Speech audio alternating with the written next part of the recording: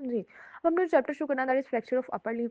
तो fracture of upper limb शुरू करने से पहले मैं आपको कुछ जनरल प्रिंसिपल रिवाइज़ करवाऊँगी जो हमने लास्ट चैप्टर में पढ़े हैं। हमने पढ़ा कि जो फ्रैक्चर होते हैं उनको जब फ्रैक्चर के बाद पेशेंट आता है उसको क्लोज़ रिडक्शन भी की जा सकती है, ओपन भी। जो क्लोज़ रिडक्शन है वो यूजुअली माइनर फ्रैक्चर हो, अगर स्किन इंटीग्रिटी ब्रेक ना हुई हो यानी क्लोज़ फ्रैक्चर हो, सिंपल फ्रैक्चर हो तो हम क्लोज़ रिडक्शन कर देते हैं, स्टेबल सा फ्रैक्चर हो। और अगर हो ओपन फ्रैक्चर जिसमें जो है वो स्किन इंटीग्रिटी ब्रीच हो जाती है उस केस में, या फिर हमने क्लोज रिडक्शन करके देखी वो फेल हो गई उस केस में, या थोड़ा अनस्टेबल फ्रैक्चर है और बोन का कोई फ्रेगमेंट लॉस हो गया, इस तरह का फ्रैक्चर है तो फिर उसमें हमें ओपन रिडक्शन ही करनी पड़ेगी। ठीक है, कोई बोन ग्राफ्ट वगैरह रखना पड़ेगा, ओपन रिडक्शन करनी पड़ेगी। अब आ जाती है दूसरा जो चीज़, एक तो होती है रिडक्शन, वो हमने देख ली। उसके बाद दूसरा स्टेप होता है फिक्सेशन। अब फिक्सेशन इंटरनल फिक्सेशन भी थी, एक्सटर्नल फिक्सेशन भी थी। जो ओपन रिडक्शन के साथ कॉम्बो बनाया जाता है वो यूजुअली इंटरनल फिक्सेशन का होता है कि ओपन रिडक्शन की और साथ इंटरनल फिक्सेशन कर दी, प्लेट्स रख दिए या सिक्यूज रख दिया, या अगर फीमर था तो इंट्रामिडलरी नेल रख दिया, इस तरह वो इंटरनल फिक्सेशन की जाती है। लेकिन कुछ कंडीशंस ऐसी होती हैं कि आप इंटरनल फिक्सेशन नहीं कर पाते। जैसे एक तो इमरजेंसी सिचुएशन है, जल्दी जल्दी स्टेबलाइजेशन चाहिए, तो उसमें आपको इंटरनल को तो बड़ा टाइम लगेगा, आप एक्सटर्नल फिक्सेशन दोगे। पॉलीट्रोमा का पेशेंट है, उसको बहुत ज़्यादा फ्रैक्चर्स हैं, तब आप एक्सटर्नल यूज़ करोगे। इन्फेक्शन हो चुका है वुंड में, अब आप इंटरनल फिक्सेशन नहीं कर सकते क्योंकि इंटरनल फिक्सेशन का ये तो डिसएडवांटेज है, कोई इन्फेक्शन करवा देता है कुछ केसेस में, इसीलिए आप प्रेफर करोगे एक्सटर्नल फिक्सेशन को। तो ये इस तरह से जो चीज़ें ना इनको कोरिलेट करके पढ़ना है। अब हमने वन बाय वन सारे फ्रैक्चर्स देखने हैं। जैसे सबसे पहले इसने क्लैविकल की बात की, तो क्लैविकल के फ्रैक्चर कॉमन होते हैं और मेल में ज़्यादा कॉमन होते हैं। यूजुअली फ्रैक्चर करते हैं मिड शाफ्ट ऑफ बोन का, ठीक है, वहाँ पे फ्रैक्चर हो रहा होता है। और इसके जो ज़्यादातर फ्रैक्चर है ना क्लैविकल के, वो नॉन ऑपरेटिवली मैनेज हो जाते हैं। आपको याद होगा मैंने आपको लास्ट चैप्टर में एक लिस्ट बताई थी कि वो वाले फ्रैक्चर जो नॉन ऑपरेटिव मैनेज हो जाते हैं, उनमें क्लैविकल भी था, स्कैपुला भी था और अल्ना का आइसोलेटेड फ्रैक्चर था, ये सारे थे। तो क्लैविकल का ज़्यादातर मैनेजमेंट नॉन ऑपरेटिव ही होती है कि एक स्लिंग सी दे देते हैं पेशेंट को, वो 3 से 4 हफ्ते 3 से 4 या 6 हफ्ते तक वो स्लिंग रखनी है, उससे क्या होगा कि वो इमोबिलाइज रहेगी लिम्ब और वो हीलिंग हो जाएगी। लेकिन कुछ केसेस में हमें सर्जरी करनी पड़ सकती है और फिर सर्जरी हम क्या करते हैं, ओपन रिडक्शन और इंटरनल फिक्सेशन। ठीक है, लेकिन कब करनी पड़ेगी, अगर ओपन फ्रैक्चर है, अगर न्यूरोवास्कुलर इंजरी है, तो इन केसेस में अब आप स्लिंग से तो ठीक नहीं कर सकते, अब आपको ऑपरेशन करना पड़ेगा। आगे आ जाती है जी शोल्डर। हमें ना तरतीब से चलना है, तो क्लेविकल के बाद शोल्डर ज्वाइंट आता है ना, तो शोल्डर ज्वाइंट की डिसलोकेशन। अब शोल्डर ज्वाइंट पे क्या होगी, डिसलोकेशन। डिसलोकेशन आपको बताया था क्या होती है कि डिसरप्शन हो जाए, नॉर्मल जो बोन्स आपस में ज्वाइन की हुई है उनकी डिसरप्शन हो जाए। अब मैंने कहा था कि डिस्टल लिम्ब की पोजीशन के हिसाब से हम इसको डिफाइन करते हैं। अगर डिस्टल लिम्ब हमारी ह्यूमरस है, अगर ह्यूमरस का हेड फॉरवर्ड चला गया है, एंटीरियर चला गया है, तो उसको कहेंगे एंटीरियर डिसलोकेशन। अगर ह्यूमरस का हेड पोस्टीरियर चला गया तो उसको कहेंगे पोस्टीरियर डिसलोकेशन। ठीक है, इस तरह से इसको याद रखना है। अब उसने बात की है इंटरनल डिसलोकेशन, एंटीरियर डिसलोकेशन ज्यादा कॉमन है और ये होती कैसे है, शोल्डर पे इंटीरियर डिसलोकेशन कैसे होती है, अगर लिम्ब को पकड़ के ना अपर लिम्ब को उसको फोर्स उसकी अबडक्शन की जाए से बाहर की तरफ खींचा जाए या फोर्सफुली एक्सटर्नल रोटेशन की जाए तो फिर ये डिसलोकेट हो जाता है शोल्डर जॉइंट। और डिसलोकेशन के साथ बाजू का ग्लिनोइड लैब्रम जो है स्कैपुला का उसका भी डैमेज हो जाता है। इसको बैंकर्ट लेयन कहते हैं कि ग्लिनोइड लैब्रम भी अगर डैमेज हो जाए। ठीक है, तो होता कैसे है ये भी याद रखना है कि आपको हो सकता है ना सिनेरियो में वो यही कहे कि फोर्सफुली अबडक्शन हुई लिम्ब की, और अब बताएं आपको कि क्या इसका रिजल्ट हो सकता है, तो इसका रिजल्ट हो सकता है एंटीरियर डिसलोकेशन हो सकती है शोल्डर जॉइंट की। ट्रीट कैसे करना है, जितनी जल्दी हो सके इसको इसकी रिडक्शन करनी है। अब हम कौन से मेथड यूज करते हैं, हम पेशेंट को सिडेशन देकर या जनरल एनेस्थीसिया देकर उसकी क्लोज रिडक्शन करते हैं। क्लोज रिडक्शन कोचर मेथड से, हिपोक्रेटिक मेथड से या हैंगिंग आर्म मेथड से की जाती है। लेकिन पेशेंट को पहले एनेस्थीसिया दे देना वरना ये बहुत पेनफुल हो सकता है ना, उसको सिडेशन दे देनी है। कोचर मेथड में क्या करते हैं, उसके जॉइंट की मैनिपुलेशन करते हैं, टीयर की निमोनिक से याद रखना है। ट्रैक्शन अप्लाई करते हैं, मतलब उसको पुल लगाते हैं, लिम्ब को खींचते हैं, पुल की फोर्स अप्लाई करते हैं। 90 के एंगल पे एल्बो फ्लेक्स होगी और आप उसको फिर ट्रैक्शन अप्लाई करोगे। ठीक है, और उसके बाद उसको एक्सटर्नली रोटेट करना है, एक्सटर्नली रोटेट करके उसकी अडक्शन कर देनी है अक्रॉस द चेस्ट। अडक्शन करके अब उसको वापस इंटरनली रोटेट कर देना है। ठीक है, पहले ट्रैक्शन की, पहले 90 के एंगल पे फ्लेक्स करवाया एल्बो को, फिर ट्रैक्शन अप्लाई की, एक्सटर्नली रोटेट करके उसको बिल्कुल चेस्ट के पास नहीं आना है, अडक्शन कर देंगे और फिर इंटरनली रोटेट कर देना है। ऐसे यूजुअली एक क्लिंग की आवाज आती है और जॉइंट अपनी जगह पे वापस। कोचर्स मेथड इसको कहते हैं। हिपोक्रेटिक मेथड में क्या करते हैं, पेशेंट जो है बेड पे लेट जाता है या जमीन पे लेट जाता है और उसकी आर्म पे ट्रैक्शन अप्लाई की जाती है। इसमें एल्बो एक्सटेंडेड ही होगा। कोचर में तो एल्बो फ्लेक्स करके हम ट्रैक्शन अप्लाई करते हैं, इसमें एक्सटेंडेड एल्बो पे ही हम ट्रैक्शन अप्लाई करते हैं। और जो सर्जन है या वो जो पर्सन है जो ये कर रहा है रिडक्शन, उसने अपनी हील से ना एक फोर्स अप्लाई करनी होती है against the side of patient, कि ये ना हम ट्रैक्शन अप्लाई करें पेशेंट हमारी तरफ खींचता चला है, हमने उसकी बॉडी पे फोर्स अप्लाई करनी है कि बॉडी उधर ही रहे, सिर्फ लिम्ब पे ट्रैक्शन अप्लाई हो। ठीक है, तो उससे भी जो है ना वो शोल्डर अपनी जगह पे जॉइंट वापस आ जाता है। आगे हैंगिंग आर्म ग्रेविटेशनल मेथड, इसमें कहते हैं पेशेंट को लेटा कर उसके नीचे सैंड बैग रख देते हैं कि उसकी बैक थोड़ी ऊपर हो जाए, और उसका अन्ना बाजू जो जिसमें डिस्लोकेशन है उसको लटका देते हैं, और उसके साथ जो है ना वो एक वेट बांध देते हैं। इससे भी क्या होगा, उसको एक ट्रैक्शन की फोर्स मिलेगी ग्रेविटी की वजह से ना, तो उसका शोल्डर ठीक हो जाएगा। तो ये तरीके हैं जी शोल्डर डिस्लोकेशन को ठीक करने की, कुचर्स मेथड, हिपोक्रेटिक मेथड और हैंगिंग आर्म मेथड। ठीक है, शोल्डर डिस्लोकेशन की कुछ कॉम्प्लिकेशन एक्सिलरी नर्व पाल्सी हो सकती है या रिकरेंट डिस्लोकेशन हो सकती है। तो ये आसान सा टॉपिक था। आगे आ जाते हैं प्रोक्सिमल ह्यूमरस फ्रैक्चर। मैंने अब आपको जब वो अल्फा न्यूमेरिक क्लासिफिकेशन करवाई थी, मैंने कहा था ना कि जो लॉन्ग बोन है उनका फ्रैक्चर प्रोक्सिमल एंड पे हो सकता है, डिस्टल एंड पे हो सकता है, उनका फ्रैक्चर जो है वो शाफ्ट पे हो सकता है। तो ये प्रोक्सिमल ह्यूमरल फ्रैक्चर है, और हम एक अरेंजमेंट से जा रहे हैं। पहले क्लेविकल की बात की, फिर शोल्डर जॉइंट की बात की, अब प्रोक्सिमल ह्यूमरस की बात करेंगे, फिर आगे शाफ्ट की बात करेंगे, फिर आगे डिस्टल ह्यूमरस की बात करेंगे, फिर आगे रेडियस और अल्ना की बात करेंगे। ठीक है, ऐसे कवर किया हुआ है। प्रोक्सिमल ह्यूमरस का जो फ्रैक्चर होता है ना, वो अब प्रोक्सिमल पे क्या है, नेक के ह्यूमरस की, तो वो नेक को अफेक्ट कर सकते हैं। अब नेक सर्जिकल नेक भी होती है, एनाटोमिकल नेक भी होती है। सर्जिकल नेक को अफेक्ट कर सकते हैं, एनाटोमिकल नेक को अफेक्ट कर सकते हैं। नेक के नीचे टुब्रोसिटी होती है, ग्रेटर टुब्रोसिटी को, लेसर टुब्रोसिटी को अफेक्ट कर सकता है। उसने कहा कि हम ना प्रोक्सिमल ह्यूमरस फ्रैक्चर के लिए ना नियर क्लासिफिकेशन यूज करते हैं। नियर क्लासिफिकेशन पे हम डिस्क्राइब करे होते हैं नंबर ऑफ फ्रेगमेंट की बेस पे, कि 2 पार्ट या 3 पार्ट का फ्रैक्चर है या 4 पार्ट का, कितने फ्रेगमेंट इन्वॉल्व हुए हैं। ठीक है, उस बेस पे हम बना रहे होते हैं। अच्छा, मैकेनिज्म ऑफ इंजरी क्या है, ये कैसे, इसका फ्रैक्चर कैसे हो जाता है प्रोक्सिमल ह्यूमरस का। अगर डायरेक्टली कोई ब्लो करे साइड ऑफ आर्म पर, डायरेक्टली वहां पर मारे, तो उसकी वजह से फ्रैक्चर हो सकती है। या साइड की तरफ फॉल हो जाए, ऐसे साइड पर आप गिर जाएं अपने बाजू की साइड पर, उसकी सबसे कॉमन ये होता है कि उसकी वजह से फ्रैक्चर हो सकता है। या अगर आउटस्ट्रेच्ड हैंड पे और भी बहुत सारे फ्रैक्चर होते हैं जिनको हमने आगे पढ़ना है जाकर, लेकिन ये भी हो सकता है। ठीक है, प्रोक्सिमल ह्यूमरस का फ्रैक्चर। अब होगा इसमें क्या, आप कैसे मैनेज करोगे। तो अगर तो फ्रैक्चर बहुत अनडिस्प्लेस था, मिनिमली डिस्प्लेस है, तो मैंने आपको पहले बताया कि जो फ्रैक्चर मिनिमली डिस्प्लेस होगा और थोड़ा स्टेबल होगा, उसमें हम सर्जरी नहीं करेंगे, उसको कंजर्वेटिव मेजर से हम ठीक कर लेंगे और स्लिंग लगा देंगे। ठीक है, स्लिंग जैसे हम क्लाविकल में लगाई थी। और अगर यंग पेशेंट है और उनमें डिस्प्लेस फ्रैक्चर है, तो उनमें अब हम ओपन इंडक्शन और इंटरनल फिक्सेशन करेंगे, क्योंकि यंग पेशेंट है, इसको जल्दी मैनेज करना जरूरी है। यंग जो लोग होते हैं वो ज्यादा देर तक नहीं इमोबिलाइज रह सकते, उनकी बहुत सारी ड्यूटीज होती हैं, तो इसीलिए उनको हम ओपन रिडक्शन करके इंटरनल फिक्स कर देंगे, प्लेट्स लगा देंगे, सिक्योरिटीज लगा देंगे। तो जो हमारा मेन मैनेजमेंट है ओपन रिडक्शन इंटरनल फिक्सेशन वाली, वो कर देंगे। और अगर सीवियरली डिस्प्लेस फ्रैक्चर है और एल्डरली पेशेंट है, तो एल्डरली पेशेंट में तो वैसे ही ऑस्टियोपोरोटिक बोन होती है और बोन्स बहुत फ्रेजाइल सी होती हैं, उनमें भी बहुत ज्यादा फ्रैक्चर हो गया है। अब आपको ना उसमें उस जगह पर नई बोन लगानी पड़ जाएगी, क्योंकि जो बोन बाकी बची हुई है ना फ्रैक्चर के बाद, वो इतनी फ्रेजाइल सी है कि अगर आप उसको दोबारा भी लगाओगे तो वो सही से नहीं बैठेगी। इसीलिए आप क्या करोगे, आप उस हेड को, ह्यूमरस के हेड को, वो जो प्रोक्सिमल पार्ट फ्रैक्चर हुआ ना, उसको रिप्लेस कर दोगे। किससे रिप्लेस करोगे, प्रोस्थेटिक मटेरियल से, उसको कहते हैं हेमी आर्थ्रोप्लास्टी, कि आपने सिर्फ प्रोक्सिमल हेड को जो है ना ह्यूमरस के वो रिप्लेस किया। अगर आप पूरे ज्वाइंट को करते जिसमें ग्लिनोइड भी आता है और ये भी, फिर आप उसको आर्थ्रोप्लास्टी कह सकते थे। अब ये हेमी आर्थ्रोप्लास्टी है। ठीक है, तो ये करना एल्डरली लोग में जिनमें ऑस्टियोप्रोसिस है, वरना यंग पीपल में बोन्स अच्छी होती हैं और उनमें मैस अच्छा होता है, तो वो फिर वैसे ही स्टेबल हो जाती है अगर आप ओपन रिडक्शन इंटरनल फिक्सेशन को। आगे आ जाते हैं जी ह्यूमरस के शाफ्ट का फ्रैक्चर। ये फ्रैक्चर जो होता है, अगर तो क्लोज फ्रैक्चर है, सिंपल फ्रैक्चर है कि उसमें आपकी स्किन की इंटेग्रिटी मेंटेन है, तो जैसे मैंने बताया इसको कंजर्वेटिवली मैनेज करेंगे, स्लिंग अप्लाई कर देंगे, 2 से 3 हफ्ते के लिए स्लिंग अप्लाई करेंगे।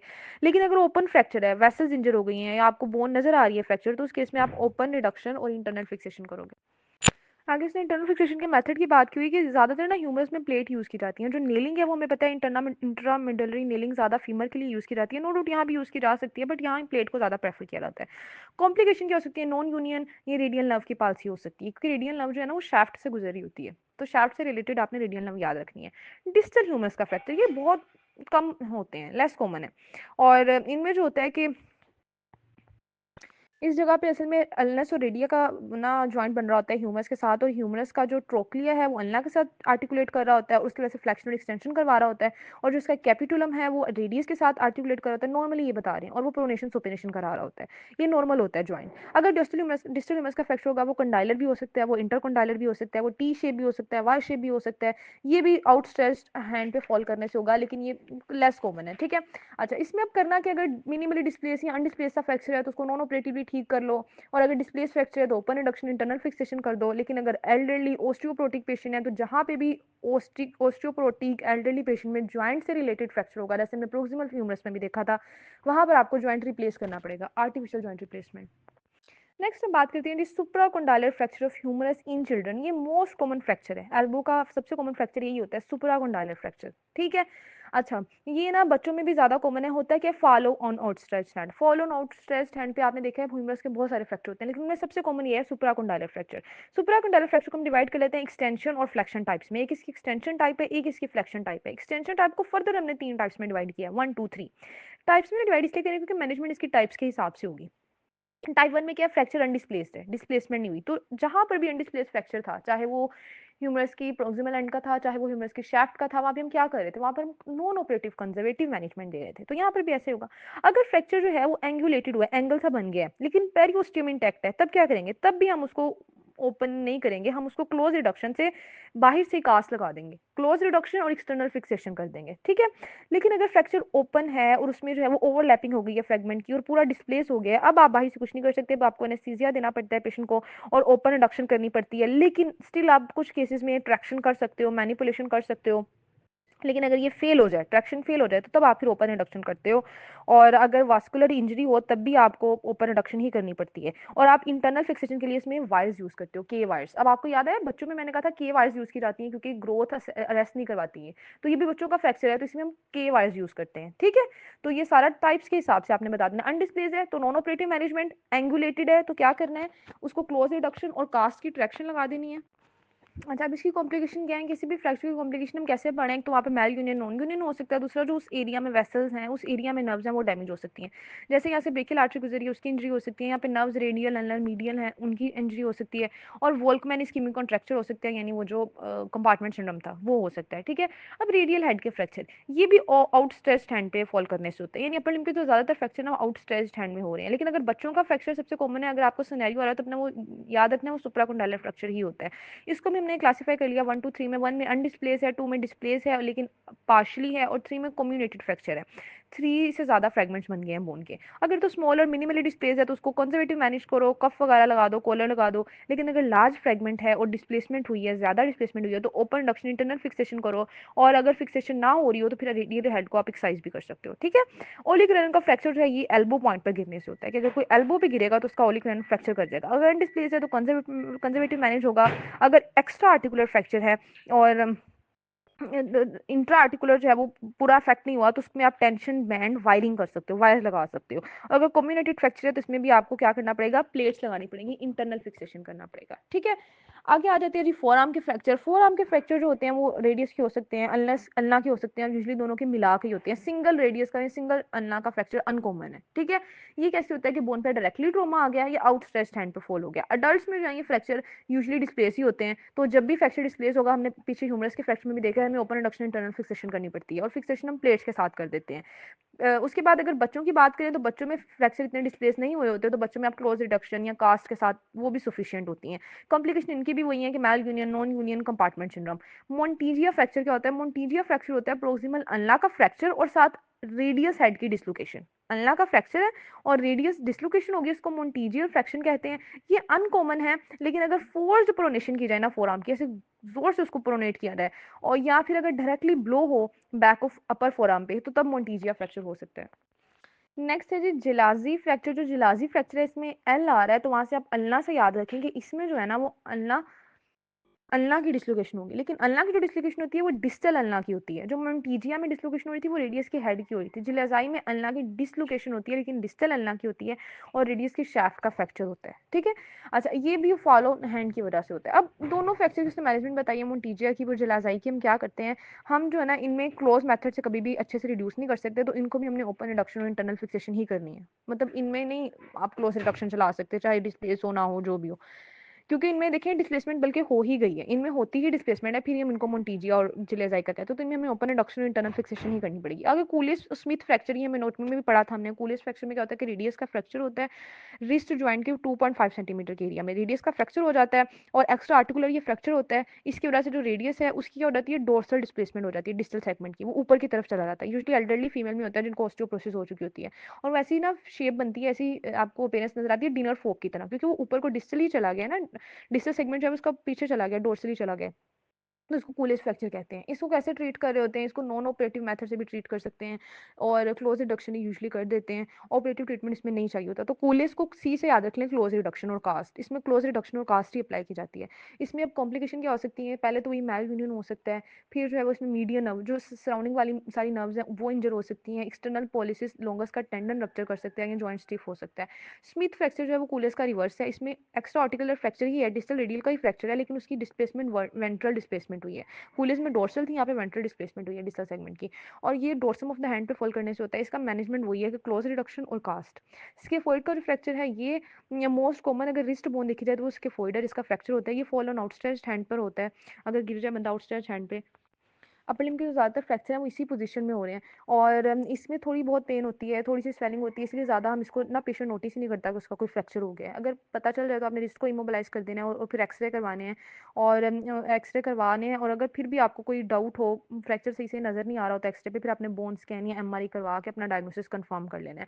कंफर्म हो गया, अब अगर फ्रैक्चर एंड डिस्प्लेस है तो उसको प्लास्टर के साथ इमोबिलाइज कर दो, और अगर डिस्प्लेस है, अनस्टेबल है, तो फिर आप उसकी इंटरनल फिक्सेशन करो। ठीक है, कूलेज और स्मिथ में तो इंटरनल फिक्सेशन की जरूरत ही नहीं पड़ती, लेकिन स्केफॉइड में पड़ सकती है क्योंकि ये ज़्यादा देर तक फ्रैक्चर इग्नोर हो जाता है। ठीक है, और इसी कॉम्प्लिकेशन में क्या है कि एवास्कुलर नेक्रोसिस हो सकता है, डिलेड यूनियन हो सकता है, नॉन यूनियन हो सकता है। तो ये हमारा अपर लिंग के सारे फ्रैक्चर्स थे, ज़्यादातर जो है वो आउटस्टेज हैंड पे फॉल करने से। इस पूरे चैप्टर में जो इंपॉर्टेंट है वो सुप्राकंडाइलर फ्रैक्चर इंपॉर्टेंट है, बाकी dislocation off shoulder joint important है। बाकी आपको कोई भी फ्रैक्चर आ जाए, आपने उसकी मैनेजमेंट यही लिखनी है कि अगर डिस्प्लेस नहीं हुआ, नॉर्मल सा फ्रैक्चर, नॉर्मल कह रही हूँ मतलब माइनर सा फ्रैक्चर है और डिस्प्लेसमेंट नहीं हुई, तो उसको कंजर्वेटिवली मैनेज करो। और अगर डिस्प्लेसमेंट हो गई है तो उसको जो है ना वो ओपन रिडक्शन इंटरनल फिक्सेशन करो। और अगर किसी ज्वाइंट की एरिया का फ्रैक्चर है और एल्डरली पेशेंट आया है तो उसको फिर ज्वाइंट को रिप्लेस कर दो। सब में यही है। ठीक है, सिर्फ ये जो दो टॉपिक मैंने बताए ये इंपॉर्टेंट है, कूलेज और स्मिथ को आपने रीड करना है, ये एमसीक्यू के लिए इंपॉर्टेंट है।